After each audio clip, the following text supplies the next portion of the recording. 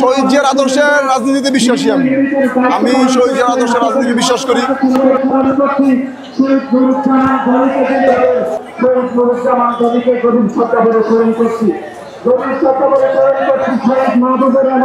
আমার এলাকার সম্মানিত বিএনপি স্থায়ী কমিটির অন্যতম সদস্য ডক্টর আব্দুল মঈন খান স্যার। আমি স্যারের এলাকা থেকে আসছি। আমি ছাত্রদলের সাথে জড়িত। আমি পলাশ উপজেলার ডাঙ্গা ইউনিয়ন থেকে আসছি। আমার প্রায় ছোট সময় টাইফয়েড থেকে সমস্যা হয়েছিল। তো আমি যখন ক্লাস 6-এ পড়াশোনা করি তখন থেকে আমি ছাত্রদলের সাথে জড়িত।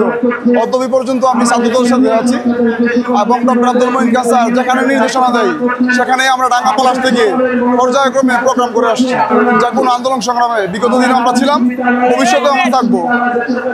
আর এই এত কষ্ট করেও আমরা দল করছি, ইনশাল্লাহ আগামী দিন আমরা এর শুভ ইনশাল্লাহ পাবো।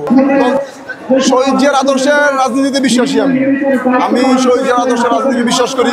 কষ্ট হয়, চলাফেরা করতে অনেক কষ্ট হয়, কিন্তু এটা আমার হয়তো অভ্যাস হয়ে গেছে। এখন ওইরকম প্রবলেম হয় না, তারপরও মানিয়ে চলতে হয় আর কি। কারণ আমরা মঈনের রাজনীতি করি যিনি কর্মী মূল্যায়ন করেন। ডক্টর আব্দুল মঈন খান স্যার আমাকে অত্যন্ত ভালোবাসেন। উনি স্থায়ী দলের সদস্য হয়েও আমার সবসময় খোঁজখবর রাখেন। স্যার অত্যন্ত ভালো মানুষ।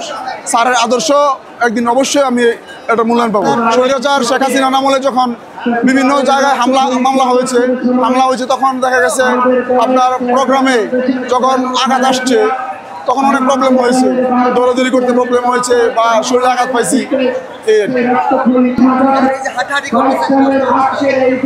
হাঁটাহাঁটি এটা অভ্যাস হয়ে গেছে, এটা করতে হয়।